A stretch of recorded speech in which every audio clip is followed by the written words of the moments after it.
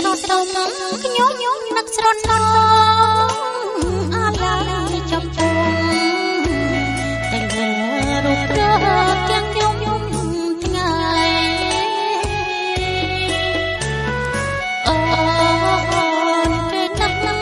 ស្របាយនឹកដល់ប្ររឡាតែធ្លាប់រួមរះក្តីស្នេហ៍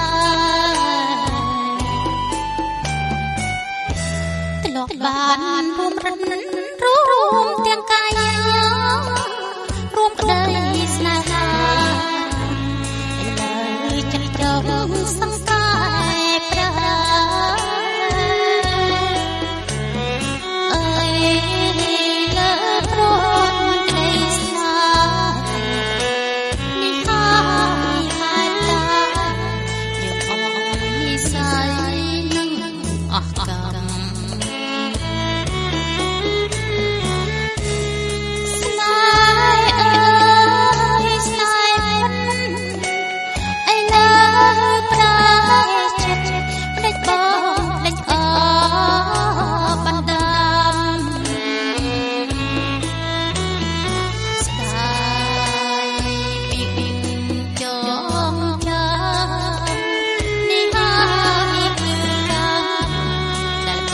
មប្រចាំពី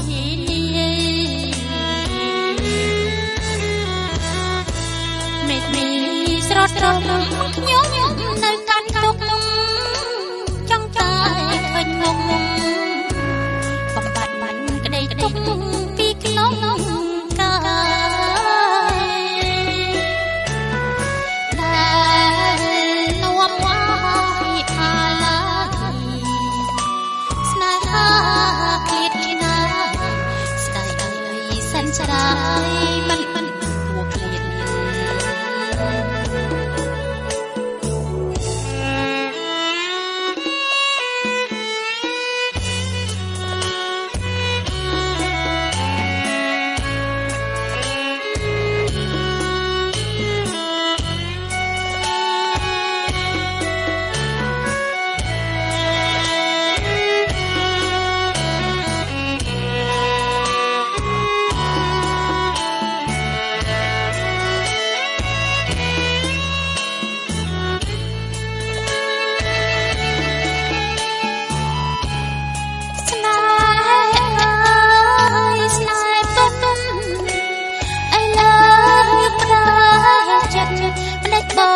ភ្លេចបណ្ដាស្បាយពីចងចាំនេះហើយគឺកម្មដែលលោកប្រចាំពី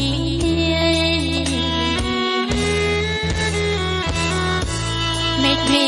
ស្រស់ស្រស់ខ្ញុំនៅកាន់ទុកចង់តែឃើញមុខ